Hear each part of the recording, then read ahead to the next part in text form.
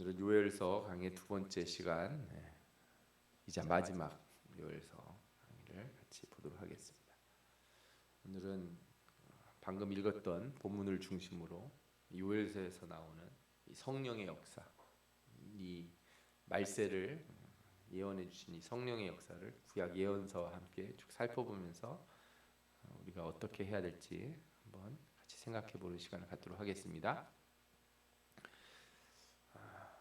사실은 이 성령론을 좀 다루려면 시간이 한참 걸리고 또 생각해봐야 될 일이 참 많이 있어요. 그러나 오늘은 그런 시간은 아니니까 좀 간단하게만 좀 살펴보려고 합니다.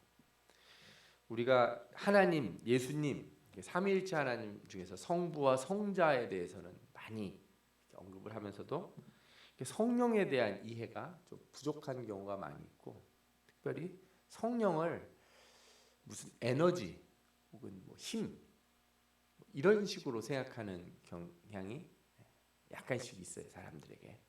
제가 그래서 가끔 그런 말씀 드리잖아요. 마치 핸드폰 배터리 같이, 핸드폰 배터리 같이 성령님을 생각하시고 성령 충만이 마치 배터리 충전하는 것처럼 생각을 한다. 성령은 내가 쓰는 어떤 에너지라고, 거룩한 에너지 막 이렇게 생각하는 경향이 조금씩 있어요. 그러나 구약에서 성령은 삼위일체 하나님의 한 분으로서 창조 때부터 역사하시고 우리와 함께 계시고 모든 일을 성부 성자가 하시는 일, 하나님이 우리가 구약 성경에 보면 성부 하나님만 나타나는 것처럼 보이지만 그분이 하시는 일에는 다 삼위일체 하나님이 함께 하신다. 이거를 여러분들이 확실히 이렇게 붙드시기 바랍니다. 예, 아멘. 예. 그래서 우리가 창세기 처음에 보면은 1장 2절에 땅이 혼돈하고 공허하며 흑암이 깊음 위에 있고 하나님의 영은 수면 위에 운행하시니라 이렇게 돼 있죠. 벌써부터 성령이 모습을 드러내세요. 이 수면 위에 운행하신다는 게 뭐냐면 이렇게 독수리가 날개를 쫙 펴고, 여러분들 활강하는 거 아시잖아요. 공중에서 쫙 도는 것처럼, 그렇죠? 그래서 성령이 어떤 영이신가, 성령이 하시는 일이 어떤 일인가, 우리가 이렇게 말할 때 성령의 가장 큰 일 중에 하나가 이 세상을 돌보시는 일이다, 이렇게 또 말할 수도 있을 것 같아요. 또 여호와 하나님이 땅의 흙으로 사람을 지으시고 생기를 그 코에 불어넣으시니 사람이 생명이 되니라. 아멘. 이 루하흐라고 하는 히브리어 단어가 있는데 이게 호흡이란 뜻도 있고 바람 이런 뜻도 있고 성령을 뜻하기도 해요.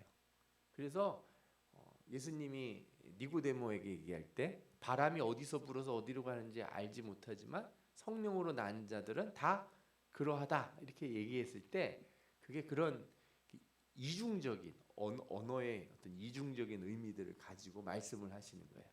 그래서 여기서도 생기를 코에 불어 넣으셨다 이렇게 얘기할 때 이거를 이렇게 해석할 수 있는 거죠.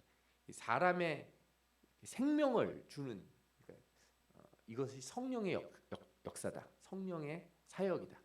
그렇죠? 저도 이 부분에 약간 동의를 하는데, 이 세상에 많은 물질들이 있어요. 쇳덩어리도 있고 나무도 돌덩어리도 있고, 이런 여러분들이 이제 뭐 과학을 조금이라도 아시면 원자 같은 게 있잖아요, 그죠? 수소 원자 뭐가 있고. 그런데 얘가 이렇게 뭉쳐서 어떤 화합물이 만들어질 수 있지만 그게 움직이는 생명체, 살아있는 생명체가 된다는 거는 참 신기한 일인 거잖아요, 그죠? 저는 계속 그렇게 생각해요. 죽은 사람과 살아있는 사람 사이에 사실 화학적인 차이는 없어요. 뭐 사람이 죽는다고 해서 몸에서 무슨 원자가 바깥으로 빠져나가거나 그러는 게 아니에요. 죽은 사람이나 산 사람이나 원자 구조가 똑같잖아요, 몸의 구조가. 그런데 생명이라고 하는 것이 빠져나가면 죽지 않습니까? 이 생명이라고 하는 것이, 저는 이 세계, 이 하나님 만든 창조 세계에 이 생명이라고 하는 것은 분명히 성령이 하시는 일이다. 저는 이렇게 생각해요. 생명을 주시는 일은 성령의 역사다. 저는 이런 생각을 좀 하고 있어요. 또 구약에서 성령의 이름이 여러 번 언급이 되는데 성령이라고 하는 그 단어 자체로는 그렇게 많이 언급이 안 돼요. 이게 이제 3번 언급된다 이런 분들도 있고, 제가 그냥 한글로 성령 이렇게 쳐서 검색을 해보면 우리 현재 성경에는 7번 나와요. 구약에. 신약에는 엄청 많이 나오는데 비해서 구약에는 성령이라는 이름은 많이 안 나오고 대신에 무슨 이름이 많이 나오냐면 하나님의 영, 여호와의 영, 또 지혜의 영, 혹은 그 영, 영이라고 하는데 제 그자를 가로로 쳐놓은 게 이제 그 정관사 같은 게 붙은 거죠. 그 영, 영이라고 하는 특정한 표현. 그래서 우리나라는 뭐 대문자, 소문자 이런 게 없잖아요. 영어처럼. 그런데 이제 대문자로 앞에다 딱 쓰면은 이게 성령, 이렇게 영어에서 이렇게 표현을 해요. 그래서 이런 언급들이 성경에 많이 나와요. 그래서 잘 읽으셔야 돼요. 그 영이라고 하는 표현이 어느 때는 이게 성령을 의미하는지, 때로는 가끔씩은 좀 다른 걸 또 의미할 때도 또 나오니까 잘 보면서 알 수 있는데, 그래도 구약에서 많은 곳에서 그 영이라고 하는 이름으로 활동을 하시고 또 사역에 임하셨다는 거예요. 구약에서 그럼 성령의 사역이 주로 뭐였는가? 뭐 아까 창조도 말씀드리고 여러 가지가 있지만 대표적인 걸 들자면 성령님은 구약의 직분자들에게 특별한 임무를 부어 주실 때 임하세요. 그래서 사사기 같은 데 보면은 사사들에게 임하셨다. 그죠? 삼손에게 하나님의 영이 임하시니 그 이제 당나귀 턱뼈로 그 블레셋을 쳐서 이기고 그러지 않습니까? 성령이 임하실 때 그들은 대부분 사역을 하게 돼. 예를 들어서 뭐 예언을 하는 일에도 성령이 임하셔서 일어나고요. 민수기 11장 17절에 보면 내가 강림하여 거기서 너와 말하고 내게 임한 영을 그들에게도 임하게 하리니 그들이 너와 함께 백성의 짐을 담당하고 너 혼자 담당하지 아니하리라. 이런 말씀을 하나님이 모세에게 해주세요. 그래가지고 하나님의 영이 다른 이렇게 백성들에게 임해요. 그래서 그들이 막 예언을 하고 막 이런 일을 하는 거죠. 그러니까 모세 혼자에게만 성령의 역사에서 모든 걸 다 치리하고 그러는데 그렇지 않고 다른 사람들이 임하셔가지고 일을 하게 하신다 이거죠. 그러면 여러분들이 이제 아시는 게 있죠. 여러분들 성령 받으셨습니까? 아멘. 네, 성령 받으셨죠? 받았으면은 일을 하는 거죠. 성령은 뭐 목사만 받는 게 아니고, 성령은 무슨 전도사만 받는 게 아니고, 성령은 권사나 집사만 받는 게 아니고, 예수 믿는 사람도 성령을 다 받았으면 다 뭐가 있는 거예요? 하는 일이 있어야 된다. 그래서 신약에서 그걸 뭐라고 불러요? 그리스도의 몸에 지체가 되었다. 뭐 역할이 있다 이거 역할이 있다. 그죠? 우리 몸에 불필요한 게 하나도 없어요. 이 손톱도 있어야 뭐 긁을 때 좀 편하고, 그죠? 머리카락도 그렇고, 뭐 수염도 그렇고, 이거 맨날 깎느라고 힘들기도 하지만 다 나름의 이유가 다 있는 거거든요. 우리 몸에 불필요한 게 없어요. 예수 그리스도의 몸에 붙어 있는 모든 성도들, 성령으로 하나 되게 하신 자들은 다 나름의 해야 될 일이 있음을 믿으시기 바랍니다. 아멘. 그래서 성령 받았다. 내가 구원 받았냐면 성령 받았다는 말 같잖아요, 그죠? 성령이 내게 임하셨다 그러는데 무슨 일을 하고 계십니까? 그랬더니 아무것도 뭐 특별한 일은 제가 하는 게 없습니다. 그러면은 그분은 성령을 거역하는 게 되는 거죠. 성령은 노시지 않아요. 결코 와서 놀지 않는다. 아시겠습니까? 성령의 사역에 동참하시는 분들 되시기 바랍니다. 특별히 성령이 선지자들과 함께 하세요. 그래서 죄를 회개시키고 돌이키게 하시고 말씀에 순종하도록 이끄세요. 예를 들어서 다윗이 이제 죄를 범했을 때 나단 선지자가 가서 이렇게 지적을 하잖아요. 나단 선지자가 그거 어떻게 알았겠습니까? 그 성령이 다 이끄시는 거고, 그 성령이 아니면 좀 왕한테 가서 잘못했다가 그죠? 죽을 수도 있는데 가서 어떻게 말을 하겠습니까? 그죠? 또 성령이 역사하시니까 그 듣는 자가 어떻게 돼요? 회개하는 것이고 이렇게 되는 거예요. 여러분들 우리가 누구 뭐 잘못했다고 말할 때 성령을 통해서 말하는 게 필요해요. 문제를 지적하거나 이게 다른 데서부터가 아니라 가족 안에서 예를 들어 뭐 자녀들에게 말한다든지 형제 간에도 대화를 한다든지 그죠? 작은 일 하나 할 때부터 내가 누군가의 무언가를 지적하고 그를 뭔가 지적한다는 건 고쳐주려고 그러는 거잖아요. 저 좋게 만들어주려고 하는 거잖아요. 그러면 어떻게 해야 돼요? 기도해야 돼요. 성령의 역사, 인도하심을 따라 말하는 게 좋아요. 아멘. 예를 들어 직장에서도 일할 때 그냥 내가 생각난다고 막 아무 말이나 하고 그래가지고 그렇죠? 문제 지적하는 건 쉽지 않습니까? 해결하는 거는 어려운 거예요. 그러니 문제를 지적하는 사람은 해결하는 방법도 얘기를 해야 되니까 어떻게 해야 돼요? 기도를 많이 하고 내가 직장 생활할 때도 그게 이렇게 하는 게 좋을 것 같고 나는 이렇게 도와줄 테니 당신은 이렇게 일을 하십시오. 이렇게 말을 하면서 하면은 그러면 뭐 직장도 좋아지고 가정도 좋아지고 모든 관계에 있어서 은혜가 넘칠 줄 믿습니다. 아멘. 예. 그 구약 성경에서 아니 성경 전체에서 이렇게 뭔가 문제를 지적하고 해결하게 해주실 때 다 성령이 역사하시는 거예요. 성령이 없이 말하고 성령이 없이 지적하고 그러면은 뭐만 나요? 분란만 나요. 그 지적하는 게 겉으로 보기엔 옳아 보이지만 해결할 능력이 없는 지적이 돼서 분란만 일어나는 거거든요. 선지자들은 항상 성령을 받고 성령을 통해서 하나님을 만나고 또 성령이 하시는 말씀, 하나님이 성령을 통해서 자신에게 하는 말씀을 기록하고 그걸 전했어요. 거짓 선지자들은 그럼 뭐가 거짓 선지자예요? 하나님의 영이 없는데 자기 마음대로 말하는 거. 그게 뭐예요? 그게 거짓 선지자예요. 거짓 선지자 되는 법은 간단해요. 성령 받지 않고 자기 마음대로 얘기하면 뭐가 돼요? 거짓 선지자가 되는 거예요. 아니 자기 마음대로 얘기해서 없는 말 막 만들어내는 것뿐만 아니라 내가 아무리 책을 많이 읽고 그죠? 내가 아무리 연구를 많이 했어도 기도하고 성령의 인도하심을 받지 못하고 하나님 말씀을 막 전하거나 누군가에 가르치려고 그러면은 조심해야 되는 거예요. 왜? 말씀이 하나님의 이 능력이잖아요. 이 생명이고. 그래서 이 말씀 전하는 걸 누가 제일 싫어해요? 마귀가 제일 싫어해요. 그래서 절대로 가만두질 않아요. 전도할 때 저도 느끼는데 누군가에게 성경을 막 설명해 주려고 그러잖아요. 그러면은 이상하게 방해하는 역사가 일어나요. 그래서 항상 기도하고 준비하고 그러고 말씀을 전해야 돼요. 항상 준비된 사람이 돼야죠. 그리고 내가 지금 누군가한테 전도를 딱 하려고 말을 건너려고 할 때도 그 짧은 순간에 마음속 기도를 하세요. 하나님 도와주옵소서.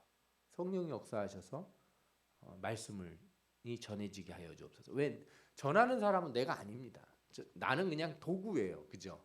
성령이 역사하셔서 나를 통해 내 입술을 통해서 하나님 말씀이 전달되게 했을 때 역사가 일어나게 하시는 분 성령이지. 내가 얼마나 말주변이 좋으냐, 내가 뭘 잘하냐로 말을 하려고 그러면 안 되거든요.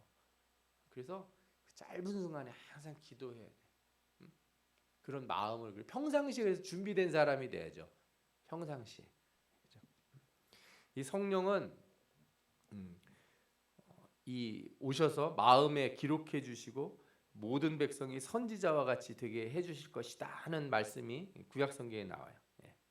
이게 무슨 얘기냐면 에스겔서 우리 36장 잘 알지 않습니까? 하나님께서 이제는 영을 부어 줘 가지고 모든 열방에 하나님의 영을 부어 주셔서 그들의 마음에 이제 문자적으로만 율법을 주는 게 아니라 마음에 율법을 새겨서 그들이 온전히 순종하게 만들어 주시겠다.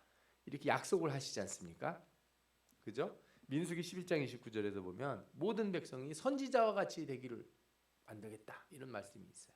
그래서 이 성령의 역할은 이 구약에서는 미래적인 모습도 나와요. 성령이 구약 시대와 달리 앞으로 신약에 있어서 더 큰 일들을 하실 거를 이렇게 구약 성경에서 말하고 있다는 거죠. 그래서 우리가 여러 예언서들을 보면서 선지서들을 보면서 성령의 역할, 미래의 성령이 어떻게 하실지 말하자면 지금 이 순간에 구약 시대를 지나온 이 순간에 우리에게 어떻게 하실지를 많이 보았는데 특별히 오늘은 이 요엘서에서 확인해 볼 필요가 있습니다. 우리 예언서에서 그 나타난 성령의 가장 대표적인 부분이 아까 말씀드린 것처럼 에스겔서 36장에 나온 부분이죠. 그러니까 하나님께서 율법을 주었지만 사람의 힘과 능력으로는 순종을 못하고 타락하니 하나님이 어떻게 하시겠다는 거예요? 하나님의 영으로 말씀에 순종하는 삶이 이루어지도록 만드시겠다. 아멘. 아멘. 예. 우리가 안 되니까 주님이 어떻게 하시겠다는 거예요? 직접 오셔서 하나님의 영이 우리에게 임하셔서 우리로 하나님의 자녀가 되게 하시겠다. 이게 우리 신앙의 가장 중요한 부분이에요. 칼빈주의 우리 장로교 신앙의 핵심이 뭡니까? 오직 은혜 아니에요. 오직 은혜. 오직 은혜가 뭐예요? 내가 뭘 하는 게 아니고 하나님의 은혜로 우리가 구원받는 것이고 하나님의 은혜로 말씀에도 순종하는 것이고. 그러니까 주님이 오셔서 우리에게 하시겠다 그럴 때 우리는 어떻게 해야 돼요? 순종해야죠. 거부하면 안 돼요. 주님이 이렇게 딱 찍고서 이렇게 들어가시겠다고 하시는 그 하나님께서 사람이 거부한다고 하나님 그래? 그럼 나 갈게 이러시지 않는다고요. 전혀 그런 분이 아니에요.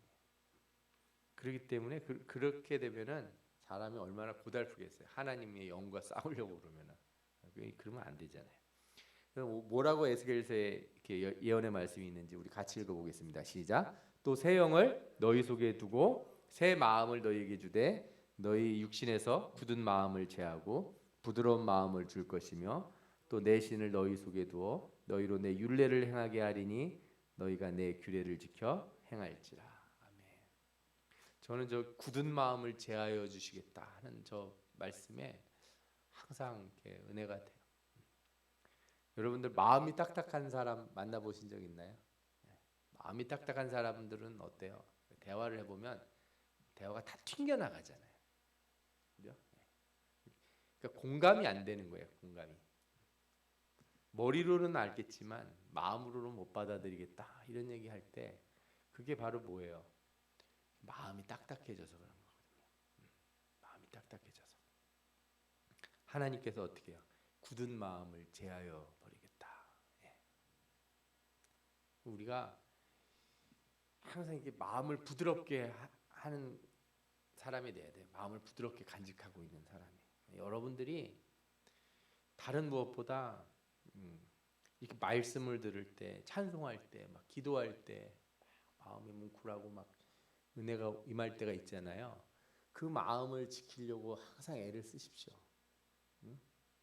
그거를 너무 쉽게 생각하지 마세요. 은혜를 너무 가볍게 여기지 마시고 기도가 잘 되는 날을 귀하게 여기시라고요. 예배 감격이 오는 날을 귀하게 여기라 이거예요. 뭐 오늘은 별로네, 오늘은 아니네. 기도해야 할 때마다 느끼는데 어떻게 이렇게 어느 날은 기도가 이렇게 또 잘 나가고 물론 그런 날이 있지 않습니까? 실제로 그죠? 근데 기도가 안 되는 날도 사실은 너무 속상해서 아니 내가 이 힘든 곳에 내가 이렇게까지 왔는데 기도가 이렇게 안 되냐고 막 이렇게 나는 반드시 기도를 하고 가야 됩니다. 나는 이 상태로 돌아갈 수가 없습니다. 내가 집에 가서 자도 이 피곤한데 자면은 얼마나 꿀잠을 잘 수 있는데 내가 여기로 왔는데 주님 어떻게 저한테 이렇게 그냥 냉랭한 마음으로 돌아가게 하시렵니까? 하고서 주여 외치면서 기도를 해보십시오. 저는 그렇게 또 기도를 하면 또 기도가 또 잘 되더라고요. 오히려 갑자기 뒤에 불이 붙어가지고 기도가 잘 될 때가 있어요. 뭐 여러 가지 뭐 각자의 방법이 있을지 모르겠지만 부드러운 마음을 갖기 위해서 항상 애쓰셔야 돼요. 그리고 예를 들어 누군가 자기 사정을 얘기하거나 어려운 사람들을 이렇게 우리가 보게 됐잖아요. 그때 어느 때 이렇게 냉랭한 마음이 들면 걱정을 하셔야 되는 거예요. 제가 몇 번 그런 얘기 자꾸 드리는 이유가 그거예요. 뭐 제가 뭐 잘났다고 얘기를 드리는 게 아니라 대화를 하는데 제가 자꾸 막 이렇게 찌르는 말, 바른 말, 그죠? 옳고 그름 따지고 막 이러는 말이 자꾸 나오면 그러고 나면 제가 항상 돌아 생각해요. 내 문제가 있다 지금 내가. 남한테 이래라 저래라 가르치고 하기 전에 도와줄 생각을 해야 되는데 도와줄 마음은 안 떠오르고 지적질만 하고 싶은 마음이 생기면은 마음이 어떻게 된 거예요? 벌써 딱딱해지는 거잖아요. 부드러운 마음은 어려운 사람, 가난한 자들, 힘든 사람들 보면 마음이 통해서 같이 붙들고 울 수 있는 사람이 돼야 되지 않겠어요? 예. 그런데 듣기 싫고 말하기 싫고 쳐다보기도 싫고 그래서 이렇게 닫아버리면 그 마음 자체가 이미 내 마음이 어떤 마음이라는 거예요. 굳은 마음이 된다는 거예요.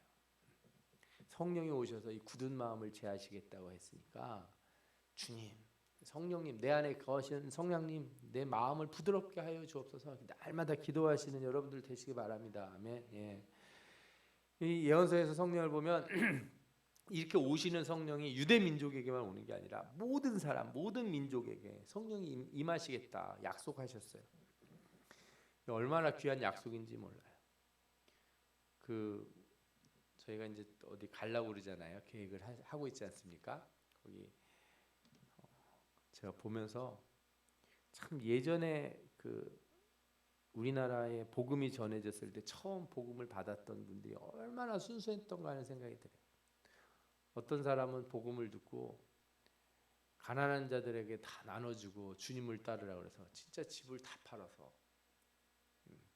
다 나눠주고 그리고 전국을 돌아다니면서 전도의 삶을 살았다는 거예요. 제가 요즘은 그런 분이 있다는 얘기는 들어본 적이 없어요. 요즘은 은혜 받아도 뭐 남을 도와주는 건 둘째치고 뭐 교회 헌금도 잘 안 하는 그죠? 그런 사람들도 많잖아요. 은혜를 그렇게 귀중하게 여기질 않아요. 교회 나와서 이렇게 예배드리면서 은혜 받는 것을 어마어마하게 이게 생명이지 않습니까? 여러분들 죽고 사는 문제를 지금 다루는데 내가 은혜 받았다는 게 뭘 받았다는 거예요? 내 생명을, 그죠? 주님이 살리시는 거잖아요. 그 감격이 막 되살아나면 얼마나 내가 죽을 뻔했는데 살아났다고. 근데 마음이 얼마나 그런지 몰라요. 제가 기독교 기념관에 가서 봤는데 그런 처음 우리나라에 복음 전해졌을 때 참 그 말씀을 순수하게 받고 실천했던 그런 사람들, 우리 신앙의 선배들을 봤을 때 너무 부끄러운 거예요. 지금은 진짜 신자들이 예수 믿는 사람들이 너무 까졌다. 요즘은 순수하게 예수 믿는 사람이 너무 없다. 말씀을 고지고대로 믿는 거를 어리석고 바보 같다고 생각하니, 그죠? 차라리 저는 그냥 뭐 신학이고 뭐고 이런 거 잘 몰라도 하나님이 서로 사랑하라 그러면 사랑하고 양보하라면 양보하고 그냥 말씀 있는 그대로 믿는 그 순수한 믿음이 오히려 복되다 하는 생각이 들어요. 말세일 때 해석하려고 하는 사람들만 있어요. 이 말씀이 나한테 얼마나 유리하게 적용이 될 수 있을까 이렇게 해석하려고 하는 사람들만 있지 말씀 그대로 믿으려고 하는 사람이 참 없는 때인 것 같아요. 성령이 우리들에게 오셔서 우리에게 이런 은혜를 주셔서 이게 그래서 한국에도 이렇게 예수 믿는 사람이 생긴 거 아니겠습니까? 저희 얼굴이 뭐 유대인들하고 뭐 어디가 똑같아요? 전혀 생판 다른 사람들인데 우리에게 하나님이 은혜를 주신 거예요. 이 성령이 오셔서 그래서 우리가 예수를 믿게 된 거 아니겠습니까? 성령은 말씀을 주시고 가르치시고 또 마음의 말씀을 심어 온전히 순종하게 하세요. 성령이 없으면 말씀이 떠오르지 않는다. 내 마음속에 말씀이 떠오르는 건 성령의 역사예요. 그래서 내가 무슨 일을 할 때 하나님 말씀이 떠오르고 내가 이렇게 살아야지 하는 마음이 드는 거는 여러분들 그럴 때마다 하나님 앞에 감사하셔야 돼요. 내가 이럴 때 이런 마음이 들고 선한 마음이 들고 하는 게 다 하나님의 성령의 역사구나 이렇게 해야죠. 그래서 예언서에서는 성령이 이 모든 세계의 모든 사람에게 이제 이렇게 오셔서 역사하실 것이고 이것은 이스라엘의 회복뿐 아니라 모든 열방을 향한 새로운 시대의 선언이에요. 성령이 우리에게 임하셨다는 것 자체가 뭐예요?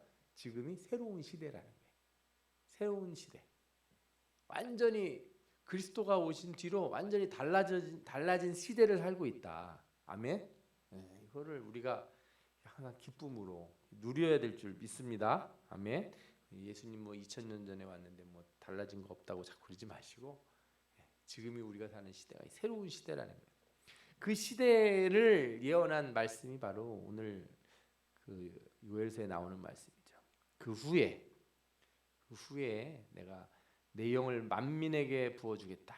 이 만민이 이제 또 다른 단어를 보니까 이 모든 육체에 이렇게 보는데 모든 육체의 영을 부어주겠다 이거죠. 예.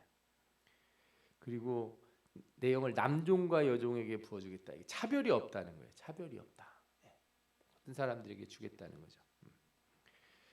그런데 이 말씀을 가만히 보면 이 앞의 내용과 연결해 보면 여호와의 날이 임한 뒤에 영이 부어지거든요. 그러니까 이 여호와의 날이 임한 뒤에 임한다. 이거 그럼 여호와의 날이 언젠가 하는 생각이 들잖아요. 그래서 이 요엘서를 볼 때 여호와의 날에 그 이중적인 의미가 있다는 걸 아셔야 돼요. 뒤에 가서 다시 말씀드리겠지만 쉽게 생각하면 이래요. 예수 그리스도가 오신 날이 뭐예요? 그 초림이 여호와의 날이에요. 그때가 주님이 십자가에 달려 죽으시고 부활하신 때가 바로 여호와의 날이고 또한 여호와의 날이 언제예요? 재림의 날. 그 두 사이에 우리가 있는 거예요. 이미 여호와의 날이 시작이 됐고 아직 안 끝났어요. 네.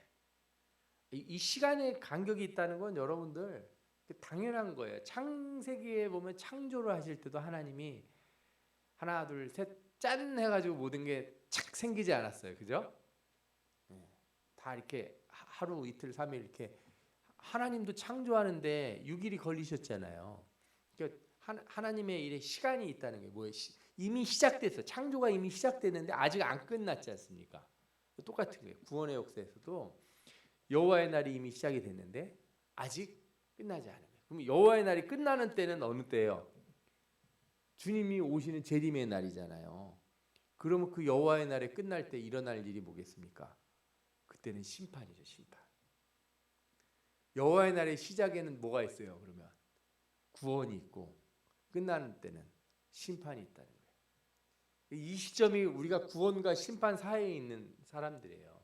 구원을 택할 건지 심판을 택할 건지는 여러분들이 잘 생각해 보시면 아실 거예요. 그죠? 이 성령의 시대가 그래서 이 구원이 이미 우리에게 주어지고 심판이 앞으로 다가오고 있음을 얘기하고 있는 이 시대라고요. 그래서 성령이 이 시대 동안 우리들에게 역사하시는 거예요. 하나님의 자녀들을 찾으시고 그들을 구원하시기 위해서 역사하시는 거예요. 성령이 임재가 있는 곳에 그래서 항상 어떤 일이 나타나냐? 이제 특별한 은사들이 나타나기 시작해요. 은사가 나타난다는 건 여러분들 뭐 방언이나 예언이나 뭐 신유나 여러 가지 은사들이 있을 수 있겠지만 은사의 가장 핵심이 뭐냐? 우리 고린도전서 잘 보시면 아시겠지만 가장 귀한 은사가 뭐예요? 사랑이에요, 사랑. 모든 은사들은 뭘 기초로 이렇게 활용이 돼야 돼요? 사랑을 기초로. 그러니까 성령이 우리에게 임하신 뒤에 우리에게 나타난 첫 번째 변화가 뭐여야 돼요? 우리 안에 뭐가 있어요? 사랑이 있는 거예요. 그리스도를 사랑하고 형제를 사랑하는 그 사랑이 있어야 되는 거예요. 사랑이 없으면 뭐라고요? 아무리 방언을 하든 예언을 하든 병을 고치든 내 목숨을 내어놓고 재산을 다 팔아 누굴 주든 소용이 없다. 아무것도 아니다. 그죠? 성령이 오셔서 하시는 첫 번째 가장 중요한 게 뭐다? 우리로 하여금 주님을 닮아서 삼위일체 하나님이 사랑 가운데 하나 되심처럼 우리도 사랑으로 하나 되게 하시는 것. 이 역사가 가장 먼저예요. 그러니까 여러분들 어떤 분들은 내가 성령 받았는지 안 받았는지 잘 모르겠어요. 뭐 방언도 못 하고 뭐 그런 거 없어서 좀 그래요. 막 그래서 저도 솔직히 그럴 때가 있었거든요. 저도 뭔가 신비주의적인 거 이런 게 좀 나타났으면 좋겠다 막 이런 생각을 할 때가 있죠. 근데 성경을 쭉 읽다 보면은 먼저 있어야 될 일이 있는 거예요. 먼저 있어야 될 일이. 그게 뭐예요? 사랑. 내가 누군가를 사랑하고 있는가? 내가 형제를 사랑하는가? 내가 교회 성도들을 사랑하는가? 더 나아가서 세상에 많은 사람들 믿지 않는 자들을 사랑하고 그들을 위해 기도하고 있는가? 여기서부터 시작해야 돼요. 여기서부터. 사랑은 하나도 없는데 방언하고 예언하고 그죠? 신유 뭐 이런 거 하고 그러면 안 돼요. 그러면은 사람이 그거를 자기 마음대로 쓰게 돼요. 자기 어떤 생각대로. 그러면은 성령을 뭐처럼 쓰는 거예요? 자기 도구화 되잖아요. 그래서 항상 성령으로 시작했다가 육체로 망한다는 얘기가 거기서 나와요. 성령이 우리들에게 이렇게 나타나셔서 이제 사랑의 역사들이 일어나지 않습니까? 하나님의 사람들을 통해서 이제 막 일이 일어나는 거예요. 그래서 저는 부흥은 뭐냐? 곧 예수 그리스도가 우리를 사랑하신 그 사랑의 불이 일어나는 거예요. 교회의 부흥이라고 하는 건 어떻게 일어나야 되는가? 교회 안에서 서로 뜨겁게 사랑하는 것에서부터 일어나야 돼요. 교회 부흥의 불씨라는 건 그건 뭐겠어요? 우리가 서로 사랑하는가를 보면 돼요. 얼굴 쳐다봐도 그냥 냉랭하고 그죠? 누가 뭔 일 있더라도 뭐 관심도 없고 그죠? 단톡방에 뭐 메시지 올리는 걸 떠나서 그 메시지를 보는 순간 진짜 기도하고는 마음 그죠? 진짜 마음이 안타깝고 어떡할까 막 이런 생각이 들어서 목이 메이고 그러면 우리에게 불이 꺼지지 않은 거예요. 우리 안에 뭐가 있기 때문에 사랑의 불이 있기 때문에 그죠? 이 작은 불씨가 번져 나가는 거예요. 이 불이 꺼지면 아무리 많이 뭐 사람들이 있어도 부흥이 아니에요. 그거는. 아멘. 우리에게 이 사랑의 불이 넘치길 바랍니다. 그리고 이 성령의 임재는 반드시 종말론적인 비전이 제시가 돼요. 무슨 얘기냐? 그래서 서로 사랑하고 그냥 행복하고 잘 먹고 잘 살았습니다. 이렇게 동화처럼 끝나는 게 아니고 우리가 왜 열심히 사랑해야 돼요? 주님 오실 날이 가까웠기 때문에. 주님 오실 날이 가까웠기 때문에 내가 사랑해서 그 형제를 붙들어줘야 되는 거예요. 말세일 때 놓치지 않으려고. 그죠? 막 심판의 불이 환란의 불이 막 휩쓸려 나갈 때 그죠? 우리 손을 꼭 잡고 서로 끈을 묶고서 버티는 거죠. 그러려고 우리가 서로 사랑하는 거지. 다른 게 아니잖아요. 성령의 임재는 반드시 그래서 종말론적인 비전이 제시돼요. 성령 받은 사람들은 주님 오실 날을 소망하게 되어 있습니다. 오늘 하루를 잘 견디신 이유가 뭐예요? 천국 가는 날을 내가 소망하기 때문에. 그죠? 여러분들 힘드신 일 많았죠, 오늘도. 몸도 피곤하고 어렵죠. 그러나 잘 견디셨어요. 주님 오시는 날까지 우리 하루하루 잘 견뎌나가고 승리해 나가면 주님이 오실 줄 믿습니다. 아멘. 그래서 성령의 임재는 구원과 심판에 대한 이 두 가지가 반드시 역사를 해요. 아까 말했잖아요. 여호와의 날이 시작되는 그때 우리에게 주어진 구원, 그죠? 여호와의 날이 끝나는 때 오는 심판, 이 두 가지가 성령이 우리에게 오셔서 항상 깨우쳐 주시는 거예요. 구원을 붙들고 그 심판의 날을 준비하는 사람이 되게 만드는 거, 그죠? 이게 성령 시대의 특징이에요. 여호와의 날이 뭐예요? 구약 시대 여호와의 날은 전통적으로 하나님이 이스라엘을 위해서 싸우시는 날, 거룩한 전쟁과 연결이 돼요. 여호와의 날에 두려워할 자들은 적군이고 원수예요. 여러분들은 여호와의 날을 두려워하시면 안 돼요. 심판의 날을 여러분들은 두려워하시면 안 된다 이거죠. 요한계시록에 보면 심판의 날 백마 타고 오시는 예수님이 누구랑 싸워요? 마귀와 싸우잖아요, 그죠? 사단을 잡지 않습니까? 용을 잡고 거짓 선지자들과 그 짐승들을 다 무저갱이에 던져 넣으시잖아요. 우리는 두려워할 이유가 없어요. 그 말세를 두려워하는 사람은 누구예요? 우리 편이 아닌 거지. 이기는 쪽이 우리 편인데 지는 쪽에 가서 있는 사람들은 불안할 거 아닙니까? 저는 요한계시록을 볼 때마다 어떤 느낌이 드냐면은 일종의 스포일러라고 생각이 들어요. 스포일러가 무슨 뜻인지 아시죠? 그 영화나 드라마 같은 거 줄거리 다 미리 얘기해 주면은 가서 극장 가서 볼 때 재미가 떨어지지 않습니까? 결론 다 알고 가니까. 그죠? 영화 먼저 보고 와가지고 야야 그 범인이 누구야? 그렇게 얘기하고 나면은 기분이 확 상하잖아요. 그걸 왜 얘기하냐고 막 그러면서 뭐 운동 경기 하는데 내가 중계를 못 봤어요. 그래서 따로 보려고 막 긴장감을 가지고 보려고 그랬는데 그거 이겼어요 우리가. 그렇게 미리 얘기해 보면 김이 확 센다고. 근데 심판에 대해서는 스포일러가 있어요. 요한계시록이 스포일러야. 뭐예요? 우리가 이긴다는 거예요. 주님 와서 다 발로 밟고 다 잡아 넣어버린대요. 우리가 이긴대. 그러면 스포일러를 아니까 긴장감이 떨어져. 그러지 마시고 말세의 긴장감은 안 떨어져도 괜찮아요. 어떤 마음으로 사시면 돼요? 우리가 이긴대. 난리가 나든 하늘에서 별이 떨어지든 지진이 나든 해일이 나든 화산이 터지든 전쟁이 나든 어떻다고요? 우리가 이긴대요. 아멘. 우리가 이긴다고요. 우리에게 이제 이걸 주셨어요. 그러면 심판의 날을 모르는 자들, 심판의 날에 이기는 쪽에 안 서 있는 사람들은 어때요? 불안할 거 아닙니까? 응? 그래서 여호와의 날을 얘기할 때는 사람들이 항상 그 사람들의 믿음과 신앙에 따라서 갈려요. 신앙이 없고 믿음이 없는 자들은 그날은 두려운 날이에요. 그러나 있는 자들은 축복의 날이고 회복의 날이고 변화의 날인 거잖아요. 여호와의 날은 알곡과 쭉정이를 가르는 날이라는 거예요. 그래서 그날이래요. 알곡과 쭉정이를 가르는 날. 내가 예수 진짜 제대로 믿었나. 그날이 바로 심판의 날이니. 공부 열심히 하고 막 준비 많이 한 사람은 시험 보는 날 긴장은 좀 되겠지만 그래도 잘 이겨나가서 내가 이렇게 하겠다 이런 마음이 들잖아요. 준비 하나도 안 돼 있으면 그냥 그 방학 숙제 안 해간 학생들이 학교 가기 전에 선생님한테 가서 무슨 거짓말 할까? 어제 아팠어요. 그죠? 집에 뭐 전기가 어저께 나갔어요. 저 어렸을 때는 뭐 겨울에 보면은 연탄가스 중독이 됐어요. 뭐 이런 얘기부터 시작해서 변명거리를 막 생각하잖아요.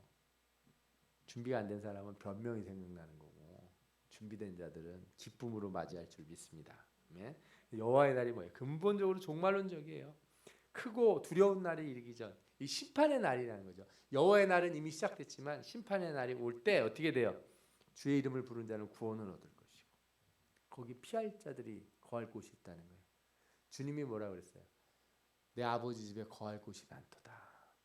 없었으면 미리 얘기했을 거라는 거예요. 저는 이 말씀이 너무 감사해요. 그게 무슨 뜻이냐면 천국에 들어가는 자가 너무 적고 천국이 너무 좁아서 몇 명 못 갔다. 그러면 주님이 뭐라고 그러셨을 거라고요? 야, 천국 들어가는 거 엄청 힘들어. 자리도 별로 없어. 너희들도 가위바위보해서 이긴 사람만 들어가야 될지 몰라. 이렇게 말했을지 모르는데 주님이 뭐라고 하셨어요? 거할 것이 많다. 우리가 좁은 문을 가지만, 그죠? 좁은 길로 가고 좁은 문으로 들어가지만 그곳엔 거할 곳이 많은 줄 믿습니다. 아멘. 감사해요. 감사해요. 두려워하지 마시고 이 여호와의 날에 주님 오실 것을 소망하는 자들 되시기 바랍니다. 아멘. 앞서 말씀드린 것처럼 정리를 하면 그리스도의 초림이 곧 여호와의 날의 시작이고 그리스도의 재림이 여호와의 날의 끝이에요. 우리는 이미 시작된 여호와의 날, 아직 오지 않은 여호와의 날 그 사이에 살고 있는 거예요. 그죠? 그래서 성령이 역사하시는 시대가 뭐예요? 여호와의 날에 역사하시는 분이에요. 주님의 날에. 주님의 날에 역사하시는 이 성령이 두 가지를 가르쳐 준다고 그랬죠. 뭐하고 뭐요? 하나는 우리에게 이미 구원의 은혜가 베풀어졌다. 예수 믿으라. 그 다음에 또 한 가지 뭘 가르쳐 준다고? 성령이 심판이 올 것이다. 그래서 여러분들이 전도할 때 두 가지를 얘기하시면 돼요. 이미 우리에게 구원의 은혜가 하나님이 주셨습니다. 믿음으로 구원을 받으시기 바랍니다. 그리고 주님이 다시 오십니다. 십자가와 부활을 전하는 거예요. 우리가 어렵지 않아요. 딱 정해져 있어요. 십자가와 부활, 그죠? 구원과 심판. 어떤 메시지가 여러분들에게 더 편한지는 모르겠지만 내용적으로 같은 거니까 여러분들이 그렇게 딱 전하시면 돼요. 이 여호와의 날을 살고 있는 여러분들에게 이 성령의 놀라운 은혜가 임하기를 바랍니다. 아멘. 자, 그럼 우리 뭐 해야겠어요? 여호와의 날이 이르기 전에 어떻게 돼요? 성령의 임재가 우리들을 거듭나게 하시고 양자되고 보증이 되시고 재림 때까지 우리를 지키시는데 그 여호와의 날에 이르기 전에 우리가 어떻게 해야 돼요? 세월을 아껴야 된다. 심판의 날이 오기 전에. 뭐라고요? 세월을 아끼라. 세월을 아끼라. 그리고 성령의 충만함을 받으라. 아멘. 말씀을 좀 자세히 읽어보면 이게 간단하지가 않은 게 자세히 주의하여 지혜 없는 자 같이 하지 말고 이런 말씀이 있어요. 그죠? 또 뭐야? 오직 주의 뜻이 무엇인가 이해하라 그러잖아요. 성령의 이 여호와의 날을 사는 사람은 이렇게 그냥 가만히 있는다고 되는 게 아니에요. 그냥 무슨 딱지 같은 거 받거나 도장 뜩 받고 끝나는 게 아니라고요. 이 말씀이 성령의 충만함을 받으라 세월을 아끼라 그럴 때 하신 말씀을 잘 보시면 끊임없이 고민하고 자세히 살피라는 거예요. 시대를 자세히 살필 필요가 있어요. 예. 그렇다고 해서 지금이 말세야. 막 그래서 저 보니까 누가 적그리스도고 그죠? 러시아에 누가 적그리스도고 막 이렇게 얘기하는 걸로 가면 안 돼요. 그건 자세히 살피는 게 아니에요. 자세히 살피는 거는 어떤 거예요? 혹시라도 우리 지금이 정말 말세이고 지금이 그죠? 인을 띠실 때일 수 있다고 항상 주의하면서 조심스럽게 살아가라는 거예요. 믿음은요, 여러분들 무턱대고 믿는 게 아니에요. 믿음은 엄청 우리에게 지혜를 주시고 또 지혜를 요구해요. 그래서 우리 끊임없이 이렇게 뭐라 그럴까요? 안테나를 잘 세워서 민감해질 수 있는 여러분들이 되시길 바랍니다. 그래서 성령 충만이 필요한 거예요. 그리고 이 성령의 역사하시는 뭐예요? 이 성령 시대에 성령이 하시는 일, 우리로 하여금 그리스도와 연합하게 하시고 또 우리가 모든 성도들이 하나가 되게 하시는 것. 성령의 역사가 그거예요. 성령은 각 개인에게 임하시지만 본질적으로 한 분 하나님이시잖아요. 우리를 다 하나로 만드신다고요. 그래서 성령 받은 사람들은 외국 예를 들어서 그 사람이 흑인이든 백인이든 저 남극에 살든 북극에 살든 어디 있든지 간에 다 우리의 형제이고 하나됨을 고백하는 거예요. 그래서 여러분들이 어디 멀리 갔을 때 교회를 만나면 항상 기뻐해야 돼요. 교회가 여기에 있구나. 어떤 분들은 그래요. 막 교회가 막 많이 보이니까 무슨 놈의 교회가 이렇게 많냐는 거예요. 아니 표현도 좀 잘해야지. 무슨 놈의 교회는 또 뭐예요, 그게? 교회가 많으면 뭐가 문제예요? 그 술집 많은 게 좋겠어요? 네? 노래방 많고 막 술집 많은 게 좋겠어요? 교회 많은 게 좋겠어요? 저는 교회 많은 게 좋아요. 비행기 타고 하면서 빨간 십자가 많다고 무슨 공동묘지냐고. 십자가 많은 게 훨씬 좋아요. 그 밑에 불 다 봤더니 그냥 다 술집이면 그게 좋겠냐고요.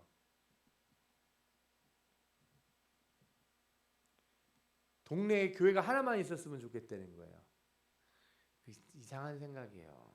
잘 생각해 보시면 모두가 우리가 교회가 되고 그죠? 우리 모든 사람이 이마에 인침을 드러내기를 저는 바랍니다. 아멘. 눈에 보이지 않아서 여러분들 다 인침을 받은 분들이잖아요. 여러분들 머리 위에 다 십자가가 떠 있는 분들이라고요. 아멘. 이 십자가 떠 있는 사람들은 다 하나가 돼야 돼요. 너희도 성령 안에서 하나님의 거하실 처소가 되기 위하여 예수 안에서 함께 지어져 가느니라. 여러분들은 다 벽돌 위에 벽돌, 보이지 않는 그리스도의 교회의 벽돌이라고요. 여러분들을 모퉁이 돌 되시는 예수 그리스도 위에서 여러분들이 쌓여져 가서 하나의 큰 교회를 형성하는 줄 믿습니다. 아멘. 성령이 오셔서 반드시 교회를 이루신다. 하나 되게 하신다는 믿으시기 바라고. 또 이 성령의 시대에 우리 어떻게 해야 돼? 성령이 인도하시면 순종해야죠. 성령은 항상 말씀하시는 게 뭐예요? 우리를 가르치세요. 예수 그리스도의 말씀이 생각나게 하시고 기억나게 하시고. 성경은 하나님의 영, 성령의 영감으로 된 것이다 그러잖아요. 그러니까 성령이 하시는 뭐예요? 말씀을 기록하게 하고 기억나게 하고 이해가 되게 만드시고 전하게 하시는 분이에요. 아멘. 그래서 말씀을 외우고 막 이거 하시는 건 너무 좋은 일이에요. 떠오르게 하시는 분, 그분이 성령님이시거든요. 그래서 성경 공부는 누가 제일 좋아하신다? 성령이 제일 좋아하신다. 그분이 역할이 원래 가르치시고 기억나게 하시는 분이니 성경 공부하는 사람들 얼마나 좋아하시겠어요. 성령 충만은 꼭 기도만을 통해서 이루어지는 게 아니고 성경 공부 열심히 하면 성령 충만도 이루어질 줄 믿습니다. 아멘. 예. 그래서 성령을 쫓아 행하라. 성령이 우리를 가르치고 그러면 어떻게 돼요? 가르치는 대로 쫓아 순종해야죠. 그래야 육체의 욕심을 이루지 않는다 이거예요. 예. 오직 성령의 열매는 사랑과 희락과 화평과 오래 참음과 자비와 양성과 충성과 온유와 절제니 이것을 금지할 법이 없느니라. 이게 무슨 얘기냐면 성령을 쫓아 행하면 열매가 자연스럽게 나타난다는 거예요. 성령의 열매라고 하는 거는 여러분들 따로 뭘 하는 게 아니에요. 순종하면 나타나는 게 뭐다? 열매다. 아멘. 예. 여러분들이 이런 성령의 충만한 열매가 삶에서 맺혀지길 바랍니다. 아멘. 마지막으로 성령의 시대의 가장 특징 중에 하나는 성령이 우리들에게 선물을 주신다는 거예요. 하나님이 세상에 오시는데 그냥 오시지 않아요. 참 이게 우리도 어디 갈 때 만나러 갈 때 그냥 가면 예의 없다고 그러잖아요. 성령님, 예수님은 오셔서 무슨 선물을 들고 오셨어요? 자기 자신을 우리에게 주셨잖아요. 예.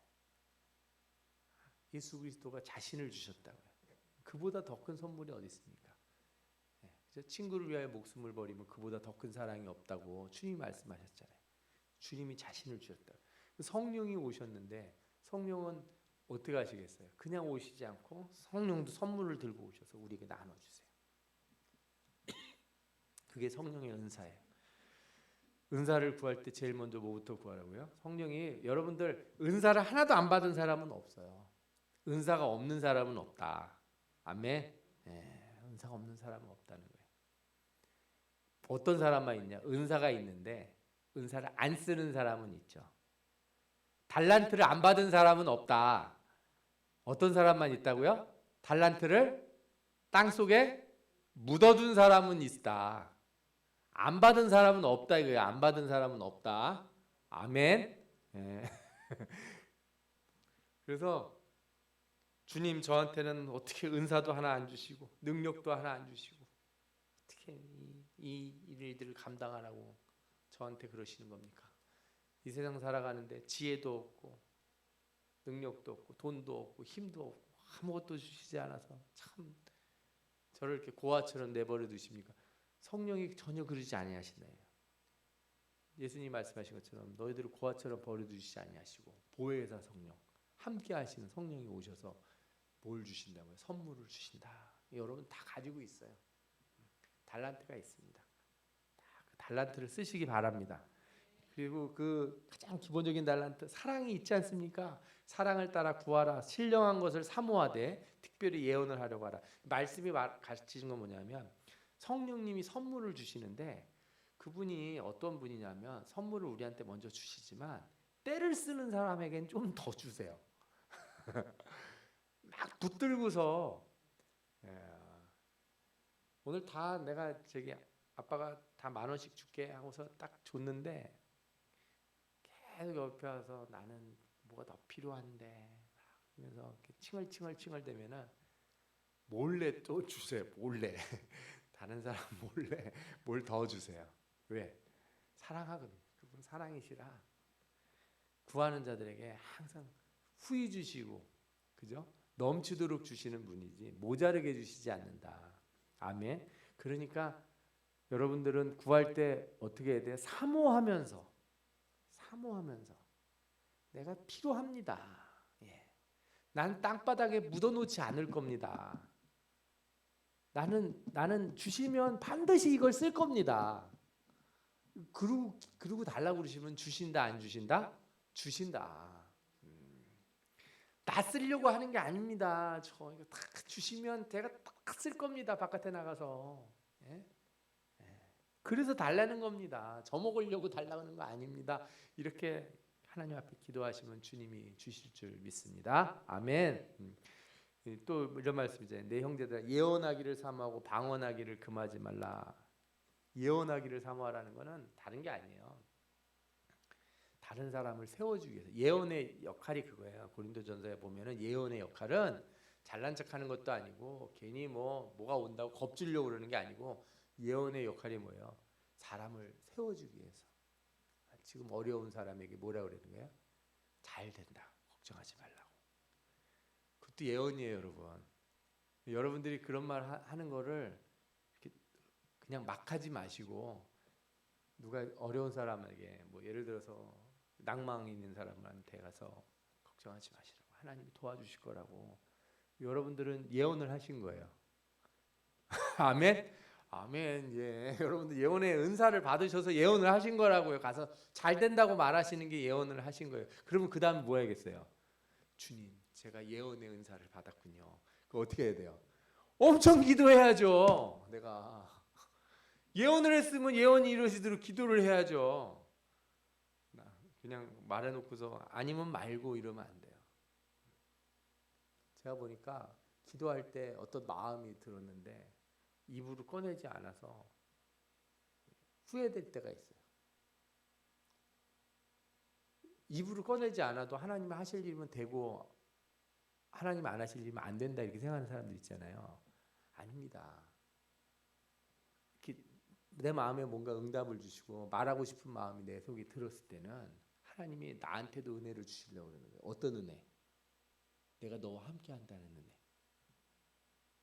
여러분들이 다른 사람을 붙들고 걱정하지 마시라고 잘 된다고 얘기했을 때 그 말을 내 입에서 하게 하시는 이유가 뭐겠어요? 하나님이 나에게 뭘 주시려고? 은혜를 주시고 증거를 주시려고. 거봐, 네 말대로 하니까 잘 되잖아. 저 사람 너 어디 가서든지 사람 만나면 뭐 하라는 거예요? 잘 된다고 얘기하라는 거예요. 예언을 하라고. 그게 은혜예요. 은혜. 여러분들 잘 되는 그 사람만 은혜를 받는 게 아니고 잘 된다고 말한 누구도 은혜를 받는 거예요. 나도 은혜를 받는 거예요. 근데 내가 입을 꾹 다물고 있으면 잘 될지 안 될지도 나도 모르는데 내가 뭐하러 얘기를 해. 하나님이 하시려면 알아서 하시겠지 뭐. 나는 기도할 뿐이야. 그런 게 하지 말고. 그래서 제가 후회한 적이 있어요. 내가 그때 말했어야 되는데. 또 이런 경우도 있는 거예요. 말했는데 안 될 때 있어요. 말했는데 나는 분명히 확신을 가지고 말했는데 안 되는 거예요. 그러면 속상하잖아요. 그때 어떻게 해야 돼요? 낭망하지 말고 더 기도해야 되는 거예요. 하나님이 잘 되게 하신다는 때가 이때가 아닌가 보다. 좀 기다렸다가 하시나 보다.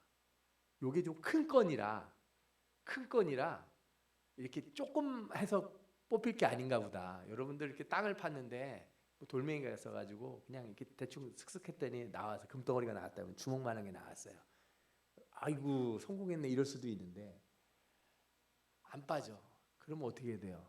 금덩어리가 어마어마하게 큰 거 있나 보다. 아멘? 바위 같은 금덩어리가 있나 보다. 내가 요만한 거 놓고 난 이게 잘 될 거라고 얘기했는데 안 되거든. 실망하지 마시고 저 밑에 어마어마하게 크게 있구나. 아멘? 내가 저거 될 때까지 내가 기도한다. 하나님은 성령은 내게 오셔서 허탄하게 말하지 않게 하실 것이다. 내가 내 자유로 말하지 않고 내가 사랑으로 하나님 앞에 기도하고, 그렇죠? 내가 나를 위해서 얘기한 게 아니잖아요. 주님의 교회를 세우기 위해서, 사람을 살리기 위해서 내가 얘기했는데 그게 안 됐다고 내가 실망할 이유가 뭐가 있어요? 반드시 하나님이 이루어 주실 것이다. 아멘. 아멘. 예, 여러분들에게 놀라운 변화와 큰 축복의 역사가 있기를 축원합니다. 아멘. 예, 잘 될 겁니다. 제가 예언을 했어요 지금. 여러분들에게 어마어마하게 큰 일이 일어날 줄 믿습니다. 아멘. 예. 큰 일이 일어나도록 여러분들이 그래서 날마다 기도하세요. 그리고 할 때 어떻게 하라고요? 모든 것을 적당하게 하고 질서대로 하라. 응답받았다고 한테 가서 막 얘기하고 그러지 마시고 교회에서는 또 질서가 있으니까, 그죠? 예. 기도하는 거 이렇게 애쓰면서 하신다면 반드시 여러분들의 삶을 통해서 하나님이 역사해 주실 줄 믿습니다. 아멘. 기도.